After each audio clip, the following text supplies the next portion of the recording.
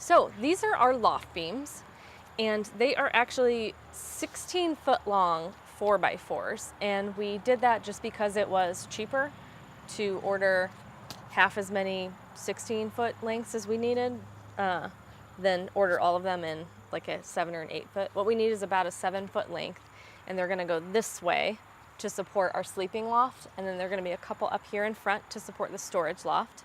So we decided to just finish them in these long lengths just because it seemed easier. I don't actually know anything about staining or finishing. I pretty much just looked it up on YouTube and tried it. Seemed to work okay, so we'll see. So these are made out of Douglas fir, which is a really pretty wood, but we wanted to stain it really dark. We were wanting our walls to kind of be like a whitewashed look and have these really dark support beams. Our rafters, we will probably stain our ridge beam really dark, and I think that'll be a really neat look. So what we did to accomplish that was we sanded these on 3 sides because they're going to turn upside down and support the loft. So one side is going to be flush with the floor of the loft, which is the ceiling in the bathroom, so you won't ever see that side. So we didn't bother with that. What we did was we took an orbital sander and 100 grit sandpaper and just went over these really quick to get off any burrs or nicks or anything like that. And then we went back with 220 grit and really smoothed it out. So they're real nice and smooth to the touch. They feel really nice. And when we were done with that, we went ahead and stained them. This took 2 coats of stain, and we went with this oil-based stain from Minwax in a color called Espresso.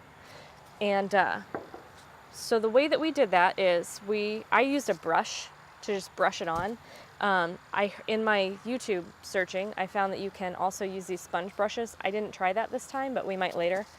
You just brush it on, basically make sure you don't get any drips down the side. If you do, you just use a clean cotton cloth to just wipe them up. And so I put this on pretty thick. I don't know if that's the way you're supposed to do it. It worked out all right for me. And then we wiped it off after about 5 or 10 minutes. So what I did was I went ahead and did I coated an entire side of a whole beam all the way down, and then I coated the next one, went back to the first one, and then wiped it off. So that gave it enough time to sort of soak in. I think they turned out really nice, so that worked out well for us. We did 1 coat on 3 sides of each beam, and then let it dry overnight. And then we did another coat today.